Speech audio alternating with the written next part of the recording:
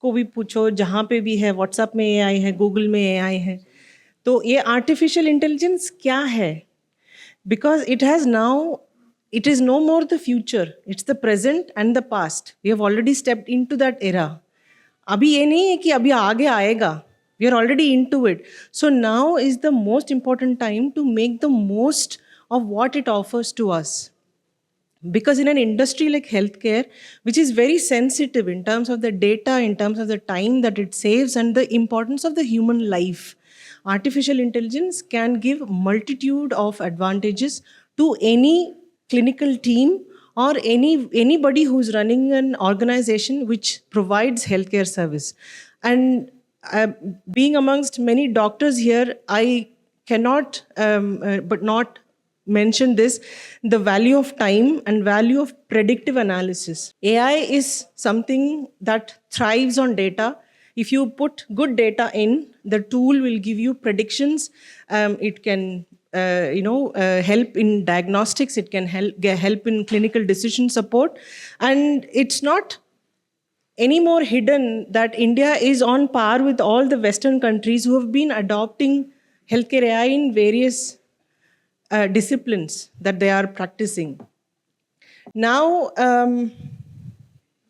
if we talk about the promising applications that AI is supporting, first of all, in the enhanced diagnosis and predictive analysis. For example, answering the very, very important questions in a clinical care delivery.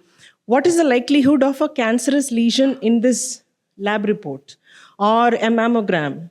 Now, if a doctor is able to predict that 6 months in advance, imagine the quality of life that woman or the family of that woman is going to have in the next 6 years. Now, this is the change.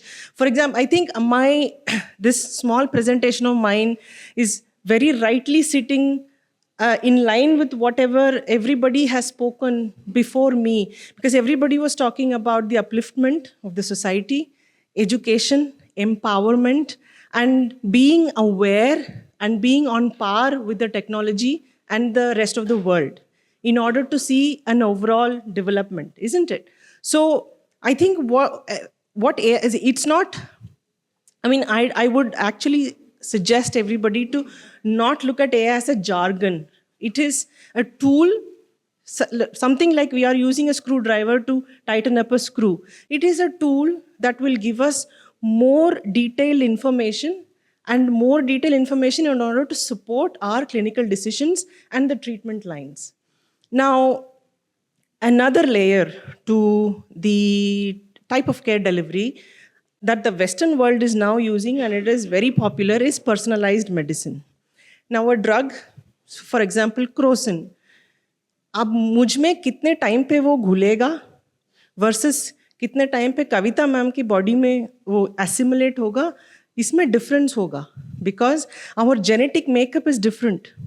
मेरी DNA RNA different है, आपकी अलग है, आपकी blood sugar levels अलग होंगे, hypertension या वो ऐसे जो level of premorbid diseases alag honge. So our histories are different, our bodies are different. Now there is the core of the personalized medicine is to understand that everybody is different and everybody's treatment line or the way you fight a disease or take a vaccine is going to be different. So AI can, basically what AI does, it studies data from historical decades worth of data.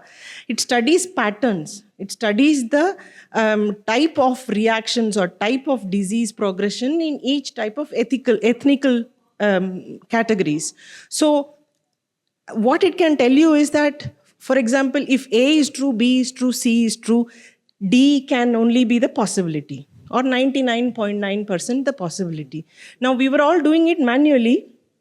Now that we are using technology in every area possible, this is one of the very positive application of what artificial intelligence can give to clinical decision making.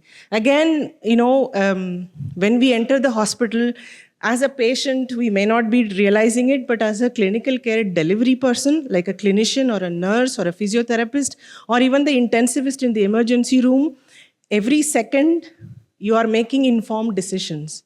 Now, when you want to make informed decisions, you want to be informed of the pattern, of the likelihood. Now, AI can do something like that because it can predict based on the person's history, based on the historical events that has happened in many people, not just one, millions of records. It learns the patterns and it gives you predictions. So that means that you are more empowered with the correct level of information to treat that patient in a personalized way. There's no need to stress the administrative efficiency that brings as because I'm a healthcare administrator as well. I consult with organizations to improve efficiency, improve the skills of those who deliver care, how to reduce hospital infections, how to improve the length of stay, etc., etc. Now, if you have something like a tool which gives you an indication of this particular disease condition in this age group with this ethnic background might take 10 days. Now I can put in measures, whether it's preventative or auxiliary measures, to reduce that length of stay from 10 to 8. Because now I am now releasing that bed for 2 extra days where I can help more needy people instead of. So these are the kind of, this is a very vast subject, an emerging topic. So there are so many new aspects that are coming in every day. People are learning every day on what AI can bring and how to better use it in all the departments. But these are gists of what it can do to us. And also now, as Mrs. Kavita Singh was saying, the access to healthcare in those areas which are very remote, especially to add it to a layer of these discrimination and the pressures that the society puts on you, which prevents you from accessing that level of health. In addition to lack of affordability, AI can provide access to remote monitoring. So, for example, telemedicine, which was a very, very important lifeline during pandemics like COVID-19, where people were not able to step out of their houses. Now, remote monitoring with wearables, now most people have a smartwatch or a pedometer, for example. It has become common now, and it has become less unaffordable, I would say. So, having said that, these devices are actually reading your patterns, your readings, and the way you, for example, react or respond to stress. So with these kind of quality data that these little devices are giving us all the time around, remote monitoring and also early detection of diseases, such as diabetes, for example, lifestyle diseases, diabetes, hypertension, these things can become a bit more visible to us, and a more predictive analysis can be done at a policy making level in the health administration also. Now, because it is a new topic, it's a new paradigm, it is a new discipline of technology with related to healthcare, it comes with its own sets of challenges. Now, data privacy is a big challenge. We all know these days the type of risks that comes with having a mobile number leaked out, or your bank details and everything. Data privacy has been a topic of interest to all healthcare providers. But now, with all these challenges, we're reading decades worth of data. We need to be more aware of how much protection we are putting in place for using those data, the consent of those people whose data it is. AI literacy.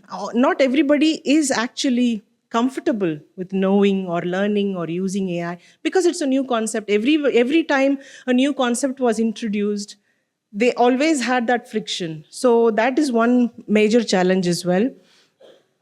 I think the one of the major potential impact that healthcare delivery models can advantage from the AI is to shift towards preventative care, to promote health, and also to decentralize healthcare to make it more accessible and affordable to people.